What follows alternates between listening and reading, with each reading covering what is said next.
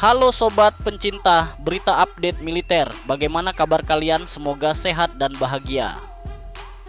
Kita sering bicara soal jet tempur Rafale, kapal selam Skorpen, dan fregat Merah Putih.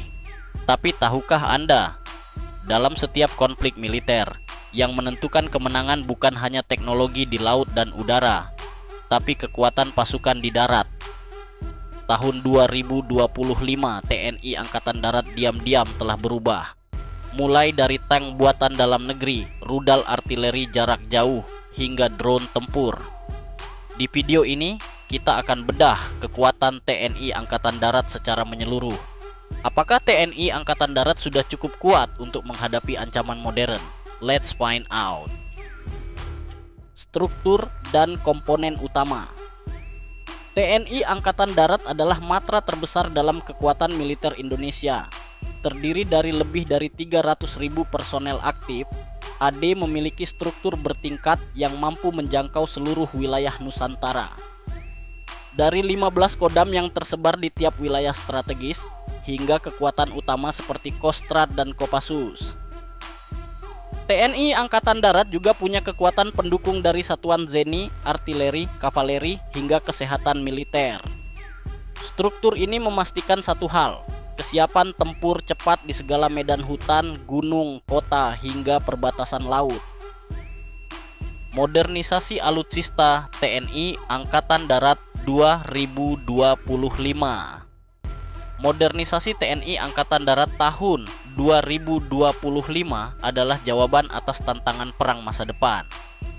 Lewat program MEF atau Minimum Essential Force, Indonesia terus memperkuat armada tempur darat baik dari luar negeri maupun produksi dalam negeri. Mari kita bedah satu persatu. Tank utama Leopard 2 Revolution.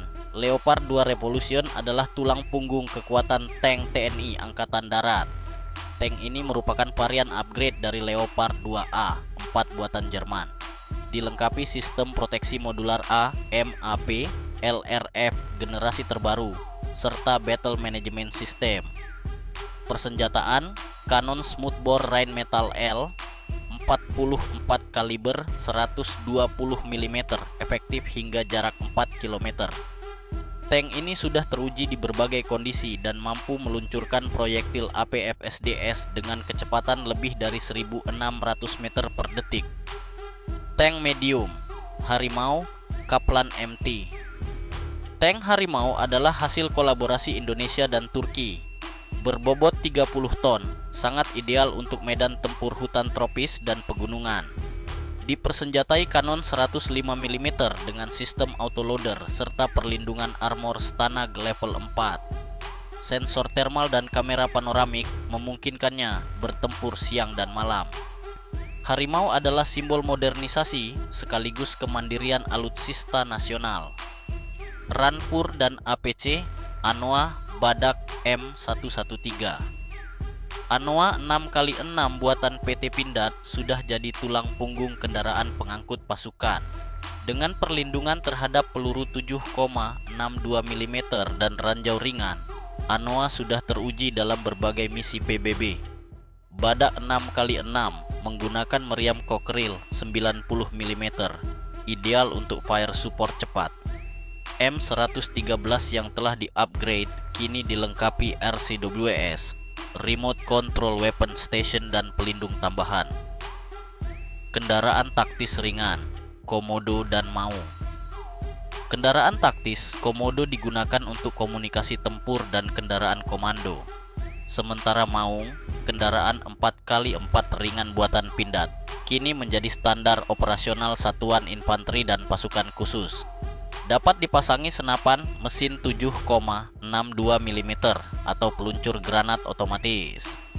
Artileri medan Caesar LG1 dan KH-179. Caesar 155 mm buatan Prancis kini menjadi artileri utama TNI Angkatan Darat. Dapat menjangkau target hingga 42 km dengan amunisi IRFB BB. Mobile, cepat digelar dan akurat. Caesar sangat cocok untuk perang modern. Untuk artileri ringan, Nexter LG 105 mm dan KH-179. Korea Selatan tetap digunakan dengan bobot ringan, mudah diangkut helikopter, ideal untuk daerah pegunungan dan terpencil. Multiple Launch Rocket System Astros 2. Astros 2 MLRS dari Brasil memiliki fleksibilitas tinggi, bisa meluncurkan roket kaliber 127 mm hingga 300 mm. Jarak tembak maksimal 90 hingga 150 km. Dilengkapi dengan fire control system modern dan mampu bergerak cepat setelah menembak teknik shoot and scoot. Roket lokal Erhan 122B. Erhan 122B adalah roket kaliber 122 mm buatan anak bangsa. Jarak tembak sekitar 20-30 km, digunakan oleh Batalion Artileri Medan. Masih terus dikembangkan bersama BPPT, Lapan, dan Dislit Bangat untuk stabilitas, jangkauan, dan presisi. Drone dan UAV Wulung ANKA-S on progress. Wulung UAV buatan PT Dirgantara Indonesia digunakan sebagai drone pengintai taktis. Memiliki endurance sekitar 4 jam dengan jarak kendali plus minus 100 km. Indonesia juga menjalin kerjasama untuk pengadaan drone MAL seperti ANKA-S dari Turki sebagai bagian dari transisi ke warfare berbasis drone. Drone ini mampu bertahan di udara hingga 24 jam dan membawa muatan rudal atau bom presisi. Dengan semua komponen ini, TNI Angkatan Darat sedang berubah dari kekuatan konvensional menjadi kekuatan tempur modern, berbasis mobilitas tinggi, presisi tembakan, dan integrasi teknologi. Tantangan ke depan masih besar, tapi arah perubahannya sudah jelas, digital, modular, dan mandiri. Pasukan elit dan strategis TNI AD. Di balik kekuatan reguler TNI Angkatan Darat, terdapat pasukan-pasukan elit dan strategis yang menjadi garda terdepan dalam misi paling berbahaya. Inilah pasukan yang bertempur dalam diam, bergerak sebelum musuh sadar, dan menghantam dalam presisi tinggi. Kopassus, Komando Pasukan Khusus. Kopassus adalah satuan elit legendaris TNI Angkatan Darat. Dikenal dunia karena operasi kilat, kemampuan anti-teror, dan intelijen. Kopassus terbagi dalam 5 grup. Grup 1 dan 2, operasi darat. Grup 3, pendidikan. SAT 81, anti-teror. Pusdikpassus, pusat latihan dan rekrutmen. Pasukan ini dilatih untuk Halo Haho, High Altitude Low Opening, Jungle Warfare, hingga Direct Action. Senjata yang digunakan meliputi SS 2 tanda bintang P5, Pindad, SPR Sniper, Minimi LMG, dan perlengkapan taktis impor serta lokal. Kostrad, Komando Strategis Angkatan Darat. Kostrad adalah cadangan strategis Panglima TNI dengan 3 divisi utama, Diviv 1, Cilodong, Diviv 2, Malang, Diviv 3, Goa. Memiliki satuan Linut, lintas udara, infanteri mekanis, dan artileri. Divisi ini memiliki kendaraan lapis baja, MLRS, artileri berat, serta didukung kekuatan pusbekang, perbekalan, Zeni, rekayasa militer, dan kesehatan. Saat dibutuhkan, Kostrad bisa digerakkan lintas pulau dengan kekuatan penuh dalam hitungan jam. Pus Penerbat, Pusat Penerbangan TNI Angkatan Darat. Pus Penerbat adalah satuan udara TNI Angkatan Darat, terdiri dari helikopter, serbu, transport, dan pengintai. Armada intinya antara lain Apache AH-64E, helikopter serang dengan radar longbow, rudal AGM-114 Hellfire, Bell 412 dan Bell 205, transport dan evakuasi. Mi-35P, helikopter tempur berat dengan meriam dan roket. Dengan kemampuan mobility airlift, Pus Penerbat memungkinkan pengerahan pasukan ke daerah terpencil dan mendukung operasi khusus seperti fast rope dan insertion. Ketiga komponen ini, Kopassus, Kostrad, dan Pus Penerbat adalah tombak paling tajam dalam kekuatan TNI Angkatan Darat. Ketika situasi mendesak, mereka adalah yang pertama datang dan terakhir mundur. kesiapan tempur dan ancaman. Seberapa siap TNI Angkatan Darat dalam menghadapi ancaman nyata? Jawabannya ada pada 3 hal: latihan gabungan, pengalaman operasional, dan respon cepat terhadap situasi darurat. Latihan bersama Garuda Shield. Garuda Shield adalah latihan terbesar antara TNI Angkatan Darat dan US Army. Kini melibatkan 13 negara. Tujuannya membentuk interoperability, meningkatkan skill tempur, dan latihan menghadapi skenario invasi atau konflik regional.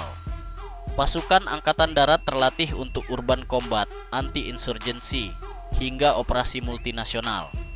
Operasi nyata, pengamanan wilayah rawan. Di Papua, Satuan TNI Angkatan Darat aktif dalam operasi pengamanan wilayah. Tantangannya bukan hanya medan berat, tapi juga perang psikologis dan intelijen.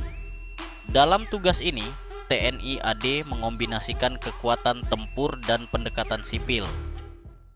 Di perbatasan Kalimantan, patroli darat dilakukan rutin untuk menjaga kedaulatan, terutama di wilayah yang berdekatan dengan Sabah dan Sarawak. Kendaraan taktis dan drone pengintai digunakan untuk memantau wilayah sulit dijangkau. Analisa kekuatan dan tantangan. Mari kita lihat dari kacamata strategis. Apakah TNI AD 2025 sudah siap menghadapi konflik berskala penuh?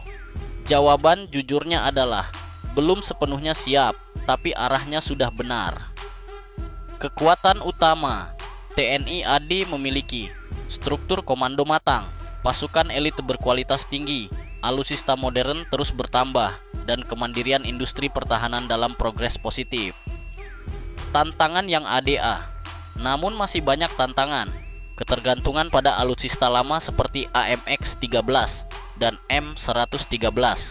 Sebagian batalion belum terlengkapi sistem tempur modern. Distribusi UAP dan digitalisasi belum merata. Kebutuhan modernisasi artileri dan pertahanan udara taktis masih besar. Kekuatan darat Indonesia sedang berada di tengah jalan menuju transformasi besar. Dan keberhasilan ini sangat bergantung pada keberlanjutan anggaran, kebijakan industri pertahanan, dan adaptasi terhadap tren teknologi perang. Tahun 2025 menunjukkan bahwa TNI AD tidak hanya berkembang, tapi berevolusi dari pasukan konvensional menjadi kekuatan yang siap menyambut era peperangan modern. Dan kita sebagai rakyat patut mengawal, mendukung, dan memahami bahwa pertahanan darat adalah fondasi terakhir sebuah bangsa.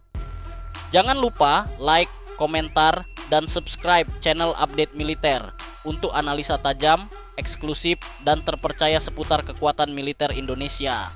Terima kasih telah menyaksikan. Sampai jumpa di video berikutnya.